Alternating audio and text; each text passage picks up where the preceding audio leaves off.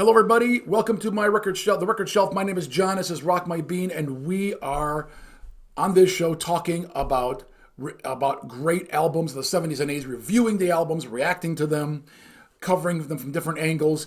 And we are now on the album 2112 from the band Rush.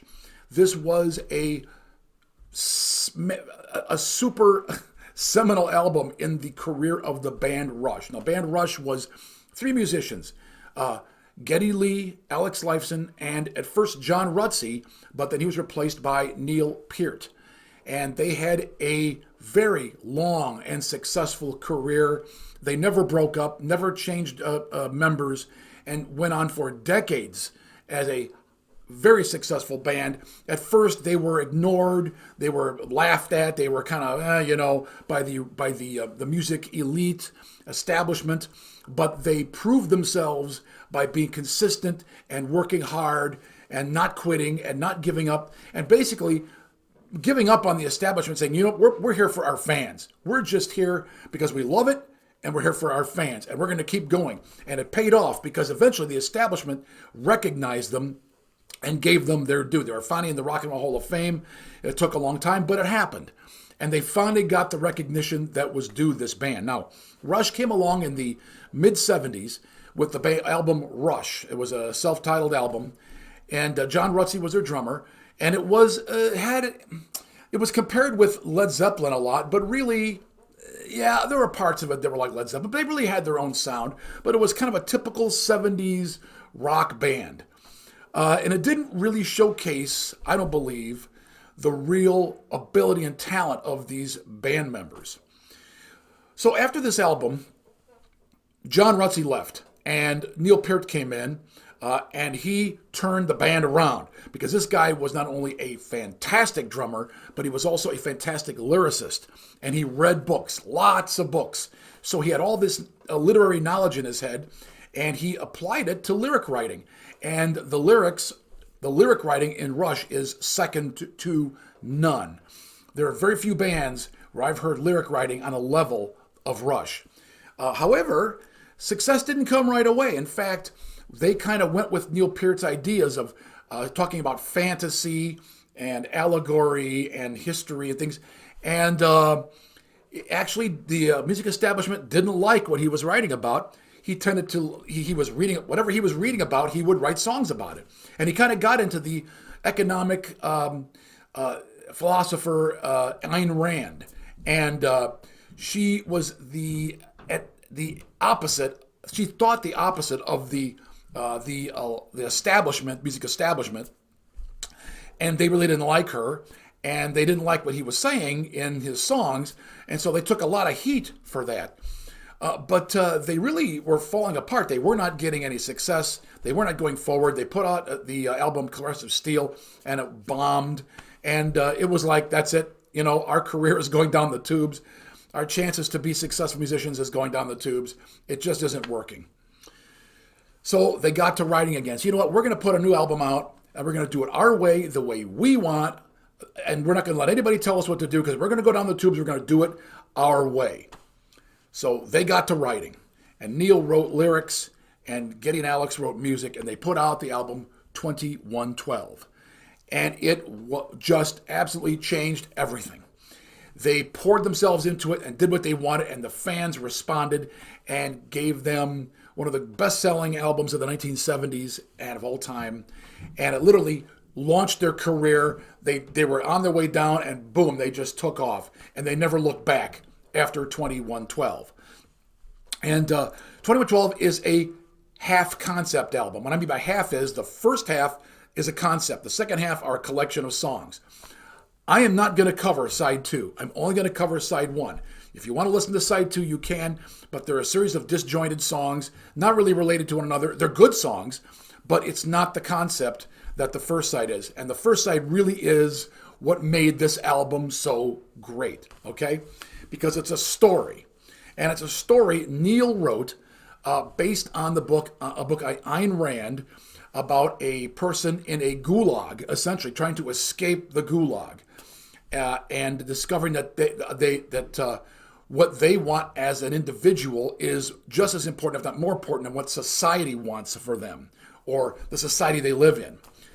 It's a very Ayn Rand based song, but it has a lot of truth in it, and it stands strong for individualism, individuality over collectivism, and that's where Neil was at the time in his life.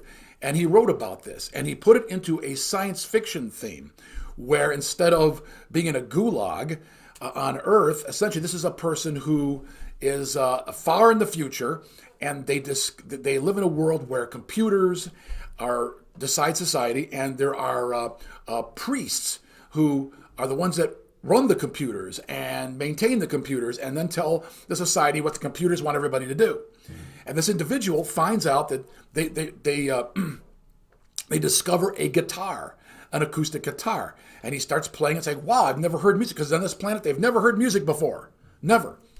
And he's like, this is amazing, the things you can do. So he goes before the priests, shows him the guitar, tells him the amazing things it can do, how much it can make you feel better and make life more interesting and really touch everyone's soul.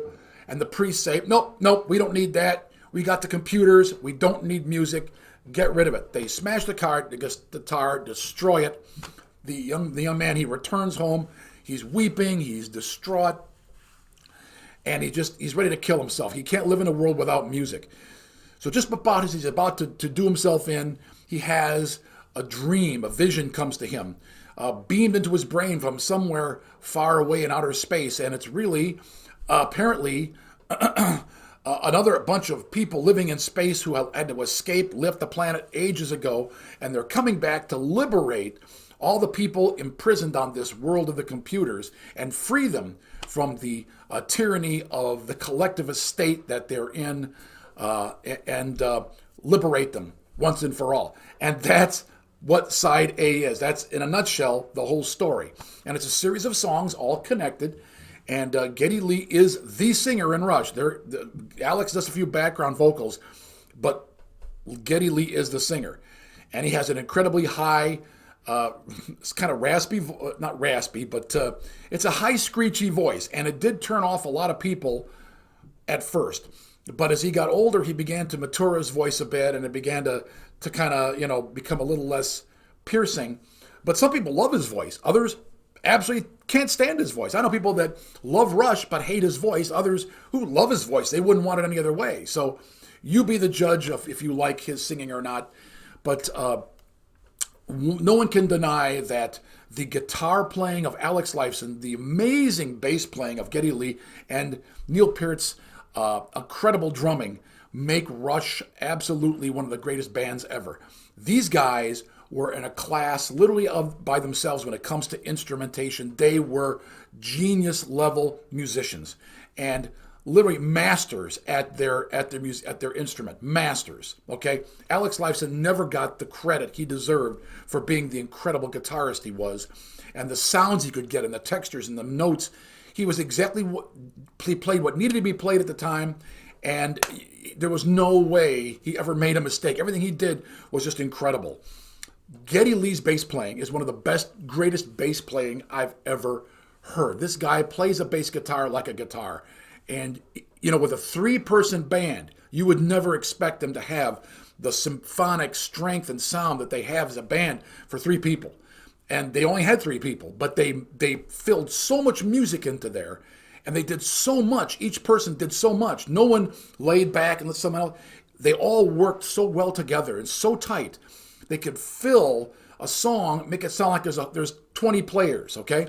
And Neil's drumming was able to just fill in all the gaps and drive the song and fill the song. He was a musician, not just a drummer, and a percussionist. In fact, his drum set was, when I was young, I saw his drum set and I was like, oh my gosh, this guy is incredible. I mean, there were guys that had double bass and maybe 3 or 4 toms, but Neil Peart had an entire percussion set around him. I mean, he had a huge set. The double bass, the 5 toms, he had 2 floor toms, plus he had a gong, and he had other drums over here. He had a huge gong bass drum, it was called. Lots of cymbals, wind chimes, wood blocks, timbales, you name it. this guy had a whole percussion system set around him. And he was a percussionist. He was the percussion section of Rush, not just the drummer. And of course, he was the main lyricist. Now, at first, he shared the duty with Geddy Lee. But eventually, his lyrics became so good that Geddy's like, you know what? This is your job. You do it. I'll sing. We'll put the music together, but you write the lyrics. So Neil just ended up doing all the lyrics for the band eventually, and that was his task. And it's a good thing because he wrote such incredibly poignant, poetic, strong, interesting lyrics that you just don't hear from rock music in general. Okay, now that I've gushed about Rush, and I got to tell you, when I first heard these guys, I didn't know that this kind of music was actually possible. And I remember as a young drummer, I was like, oh my gosh, I've been listening to John Bonham and Ginger Baker and other drummers, and I love them. They're doing great work. But this guy is doing drumming I didn't know you could even do. I didn't think anybody was doing it. So the bar went from here to up here, and I was like, oh my gosh, I got a lot to learn. So I just got to work trying to listen to Neil's drum parts and playing those drum parts, and it became a big part of my development as a drummer. So my style took heavily from Neil Peart as well as other drummers. But people have told me, I can tell you listen to Neil Peart by the fills and some of the work you do. And I said, absolutely. Because when I was a teenage drummer, and even in my early 20s, he was one of my main sources, go-to sources for the way you play drums, okay? Now, I'm going to throw this in here because it's not to do with the song or the album, but there's one thing about drumming most folks don't know. There's two kinds of drummers, emotional drummers and intellectual drummers, okay? I didn't know this until I tried to mimic Neil Peart in drumming. And then I would play my own play for another band, and they had their own songs, and I discovered that he was an intellectual thinking drummer, incredibly precise, very intentional, and that's the kind of drummer he was, and he acknowledged that. But I was always more of an emotional drummer. I liked the groove. I would get into the groove, and I could play better if there was a really great groove. So I would feel my way through the drums part, not think my way through. And when I tried to think my way through, it never was as good as when I felt my way through. And I discovered that there's two kinds of drummers, thinking drummers and feeling drummers. Now, sometimes you do both, and I did do both, but we tend to lean one way or the other. And I think it probably is true for other musicians as well. You can intellectually know how to play your instrument really well, or you just feel your way through it. And, you may not be a genius at your instrument, but you can make it sound so good by the way you express yourself emotionally through the instrument. And that's how I was as a drummer. So I still admired Neil Peart, loved his playing, but I never could play the drum like Neil Peart exactly because I wasn't that kind of drummer. Nevertheless, he was my favorite drummer of all time. Absolutely top of my list, greatest drummer ever. And he just never ceased to amaze me at his ability for lyric writing and for drumming. And Geddy Lee's bass playing is just unbelievable. When you listen to his bass playing, you'll be blown away. And Alex Lifeson's guitar playing, just incredible work. Now, I want to tell you, too, as Rush went along into the late 70s, early 80s, they added synthesizers and keyboards a lot. Geddy would play the bass and the keyboard and sing. Now, he did finally start using bass pedals when he was playing keyboard, so he didn't have to sit there and play the guitar to kind of help him with the bass parts. But this guy was multitasking when he was in the band. Singing, he was the only singer, the lead singer, the keyboard player, and the bass player, okay? Huge job. But he always did a spectacular job. These guys were absolute top of their class, top shelf, some of the greatest rock musicians ever, okay? Let's listen to 2112. Now, it starts out with Overture. And if you know anything from the old days, when a movie came out, a Hollywood film came out, they would have the Overture. As you're walking into the theater and the curtains closed, you would hear music playing, okay? And that would be the Overture. And the Overture is kind of like a summation, musical summation of the whole story, of the whole movie and all the music in the movie, setting the pace for what's to come, setting the tone for what's to come. And that's what this does. Overture is exactly that. And as we go from Overture, then we're going to hear we're going to hear the Temples of Syrinx, okay? And the Temples of Syrinx starts the story. And I believe we're going to also do, we're going to do Overture and Temples of Syrinx, and I think we're going to try to do, no, I think we're going to stop.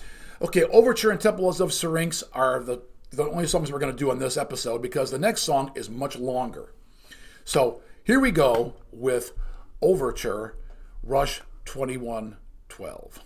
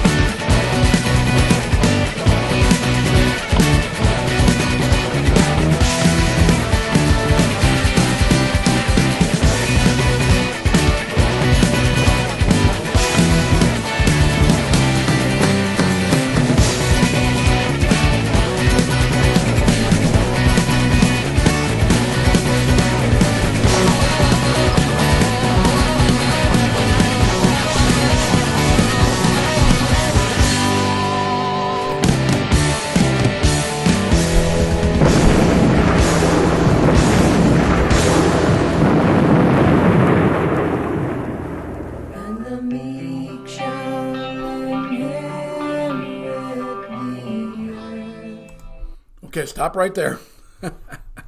That's the end of Overture. Now it goes into the next song. Okay, but yeah, it's all just amazing stuff. Amazing stuff.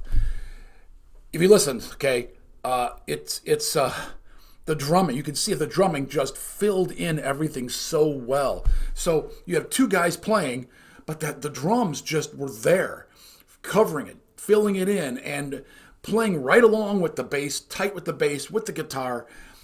These three guys were so tight together, and they knew what each one was doing, and they're able to work with each other so well. You know, it's a band you dream of being a part of, where everything just gels. You know, you're really, really together on this, and you know, it's just you belong together. That's why, you know, the band never broke up. They said, what's the point? If one of us leaves, it's over, because we are the band. We're never going to have this band, anything like this, with anybody else but the three of us. And that's how it was with them. And you can tell by this music they're doing here, only these guys could do this music the way it's being done. Just couldn't be done anywhere else. Now I want to add one more thing. If you love air drumming, Rush is the seminal air drumming band, okay? When you go to a Rush concert, and I've been to so many of them, everybody's air drumming. Ladies, men, young people, old people, they're all air drumming. Everybody just knows the licks that Neil's putting in on these songs, and he puts a lot of them in. And so everybody, the whole auditorium is air drumming. And you're going to see me do it here because I've played these songs, all of these songs before. I know the parts by memory. And when you go to a Rush concert, it's just one big, massive air drumming festival. That's exactly what it is. And there's nothing like it in the world. Rush fans are absolutely dedicated to that band, and they kept the band going when the establishment didn't want anything to do with them. Rush fans made it work. They were in love with the band, in love with the music, and, you know, it was kind of a nerdy band at first because it was science fiction. Didn't talk about, you know, women and sex and drugs and partying, and it didn't talk about the things that most bands, even in the 70s, were singing about. They sang about elevated themes, you know. They sing about about mythology, history, philosophy, literature. You know, come on, how many rock bands were singing about that stuff? So Rush was, by definition, not a hard rock band, but a progressive rock band. But they really did have a very hard edge to them, which is why people compared them to Led Zeppelin. And Led Zeppelin wasn't really progressive. They were really a blues-based rock band. So Rush, while they had some Zeppelin-esque moments, especially in their beginning, they really got their own sound and their own style and went with it and became their own music style, really. So let's continue with the next song off the album. And it is going to be, well, you're going to see it's going to continue on with this whole theme. So here we go.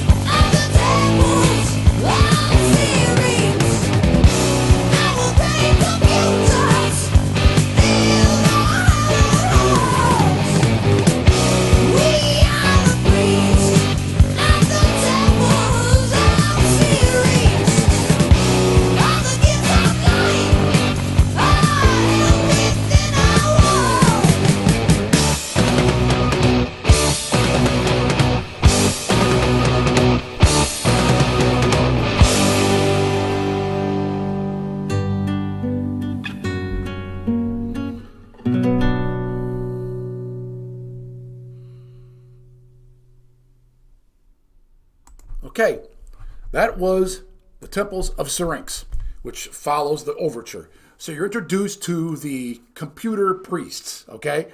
They tell you who they are, what they're all about, what the society is all about, and the control they have over society. So the next song now introduces our main character. And here we go. Hopefully, no commercial.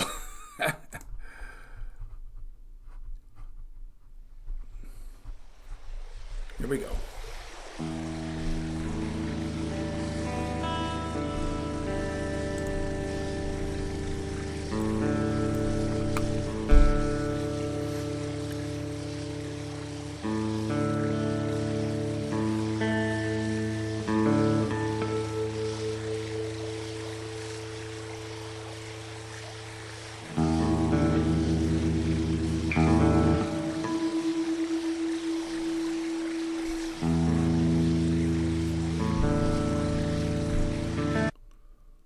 Okay, I'm going to pause it for a second here. I want to tell you, okay, what you're getting here is Alex noodling on the acoustic, and he's in a cave. He finds us in a cave, so you get that echo reverb here in the waterfall, and he's like, wow, I found this strange instrument. What can it be?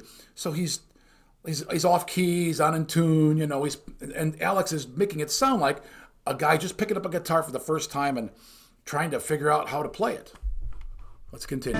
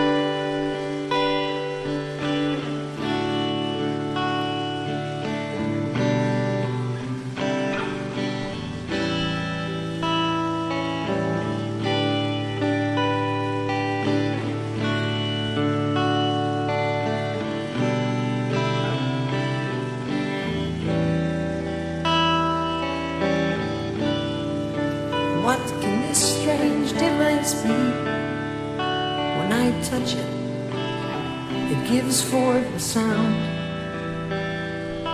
It's got wires that vibrate and give music.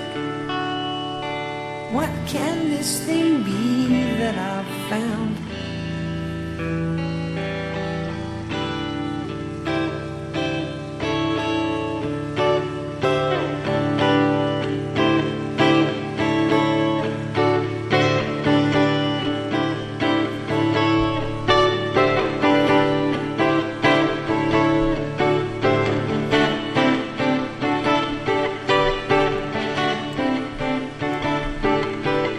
See how it sings like a sad heart and joyously screams out its pain. Sounds that build high like a mountain on notes that fall gently like rain.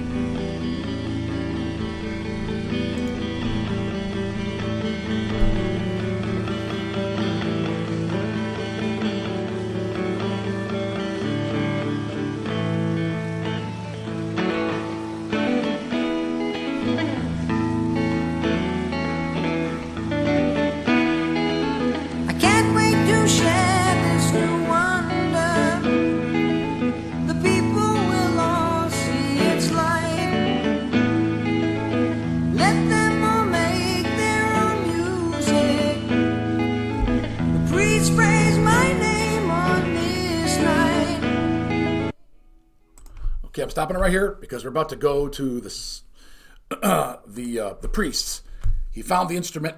He's like, wow, this is awesome. And I love Alex's noodling, and he starts developing a melody after, okay, I'm getting the hang of this instrument, and starts playing this melody, which now becomes the whole theme of the rest of the song. He's going to go before the priest showing him this instrument, and you're about to hear the priest's response to this discovery. Here we go.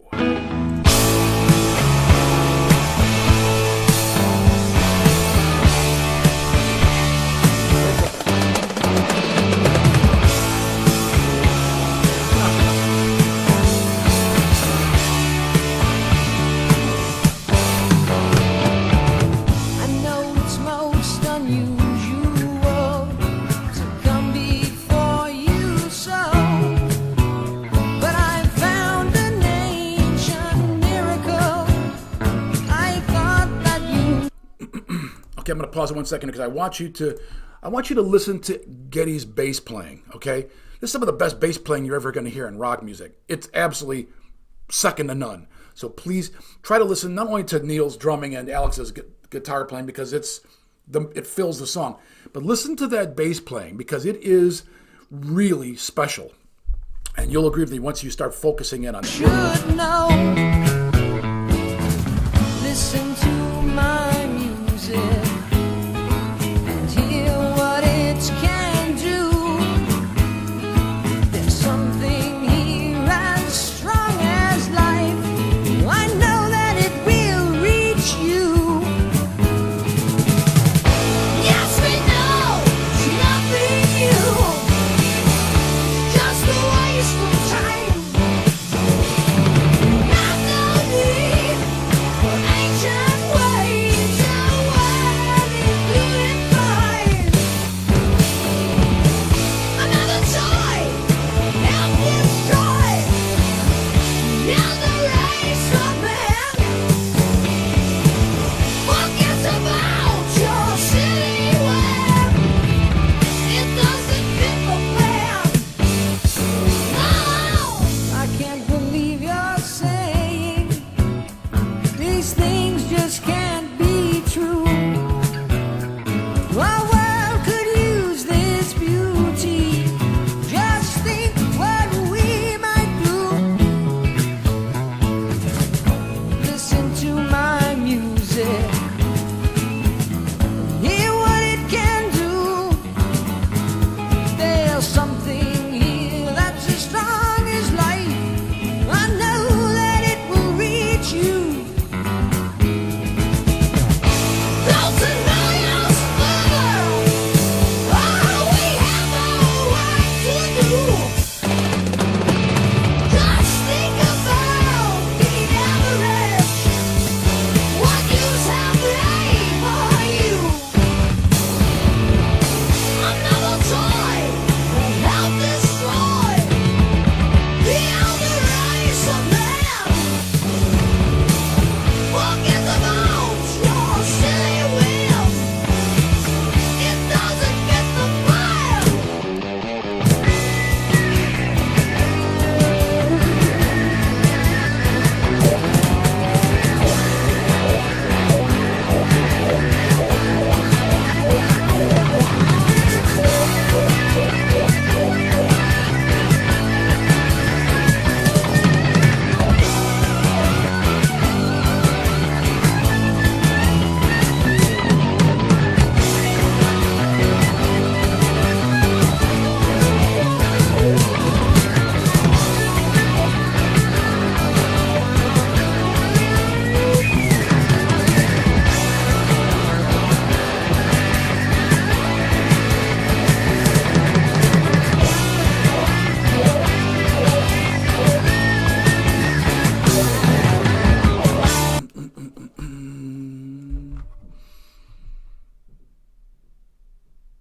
Okay, and we're going to stop right there till the next episode. So we've had the overture. We introduced you're introduced to the priests of the computers, then the discovery of the instrument, the presentation of the instrument, and the result, which is the preset. We don't need these toys that destroyed the previous elder race. It's all nonsense. Take this thing, get out of here. They destroy the instrument. He runs and escapes and flees, and now he's bereft and doesn't want to live, and you're going to hear the rest of the story. So in the next episode, we're going to do the last 3 songs and complete side A of the 2112 album. But did you get a load of that tightness, folks? That bass. He's not just sitting there playing, boom, boom, boom, boom. He is playing right along with the guitar, but he's carrying the melody when the guitar is doing his crazy leads. Geddy jumps in with that melody, and he's playing right along. And Neil's drum parts, okay, he doesn't repeat the same thing over and over again. He's always doing something different. Every time he gets a little break where he can do a fill, it's a different fill. It's never the same fill over and over again. He's constantly changing things up, and he's filling everything, but he's not being noisy, and he's not getting too obnoxious. Now, in a 3-person band, the drummer has a lot of responsibility. And any three-person band, if you're in one, you know the drummer can't just sit back and just mellow tap beats. You've got to be right there, tight with the bass, tight with the guitar player. You're as important as part of the band as anybody else. And you're actually a musician. You're creating music. You're not just carrying the rhythm like a lot of drummers do in a lot of bands, just carrying out the rhythm, accenting certain things. No. Neil's job was to be a musician, and he added music to the song, not just drums. And when you listen to the way how tight Geddy and Neil are with the bass and drums, it's just incredible. And you know what? This song, this whole album, launched their career. Yeah, they got started a couple albums before, but this is the one that refired the motor under them and got them going for the rest of their career, because they showed what they could do if they were allowed to do what they wanted to do, and they let Neil go for it, and they all went for it and just poured themselves into this, everything they had, and it paid off in spades. And it's still just one of the best albums of Rush ever. And they have a huge catalog, folks. The catalog goes on and on and on. But this is when you first really heard how good they could actually be, how tight they could actually be, how musical, just how amazing of musicians they really were. And like I said, Geddy's voice affects people differently. Some people just can't stand it. Some people love it. Some people just don't care. I was one of those that was, I can take it or leave it. At first when I heard it, it was like, it's a little screechy and high. But I was so in love with the instrumentation, the drumming, and the songwriting and the way they played. I overlooked it for years. And when I would introduce Rush to somebody, I would wait to see, okay, how are they going to react to Geddy's voice? Because if they liked it or didn't care, great. But if they hated it, it was the end of the road, right? So that's how I had to approach introducing Rush to people. But if they could handle it, then they also began to fall in love with the music, especially if they were musicians. This is a musician's band, okay? And they really knew how to play their instruments and write songs. And like I said, they were a progressive band, but they had a hard rock edge to them. And they never really stopped doing that. They stayed on that course. Now, Rush's career varied over the next few decades. In the 80s, they would look at trends and they would bring them into the band. When reggae started to take off in the late 70s, early 80s, they put a little bit of reggae in a few of their songs. When rap came along, they put a little bit of rap here and there in some songs. When keyboards really began, synthesizers, they really dived into the synthesizer keyboard thing. But when that kind of ran its course and they were like, okay, we've done everything we can do with synthesizers, they kind of retooled and went back to putting more guitar back in, maybe a heavier guitar or lighter guitar. But they were changing, adapting their sound to the technology and the trends in music at the time. They didn't just stay in a rut the whole time. Now, the downside is that when the band does that, you can lose a lot. You can lose listeners. You can lose fans. And there are definitely fans that love the early 70s Rush over everything else. Then there are fans that love everything in the 80s. And then there are fans that really love the stuff in the 90s and later. And I think it depends on your age, too. If you were younger in the 70s, you liked it. And then you got older, you tend to resist change. And so I think you find Rush fans of different ages liking different periods of Rush music. I can say that I really liked the period from 2112 right up until about 1986, 87, and that was pretty much my favorite period. Now, it doesn't mean I don't like anything else, but that's my period. And I just really liked what they were doing. Not even with the instruments, just the songs they wrote and the way they produced them, the way they played them, the subject matter. There was a period in the early 90s when I lost interest in what they were doing. I didn't like the direction they went in with a couple albums. But then they got back on the horse in the mid-late 90s, and I began to like the music again. And I went to just about every Rush concert that ever was, from the late 70s until the very last concert they ever performed, the last tour, just before Neil, rest in peace, quit his career because of the brain cancer that he had and was diagnosed. They didn't tell us about it till he was already passed. But we knew that Rush was done. They were finished. And that was a very sad moment, but I was there for that concert. I was literally 10 rows from the stage, and I'll never forget it. It was a tragic end to the band because they were so successful and so good. One of the absolute best rock bands to ever come out of rock and roll.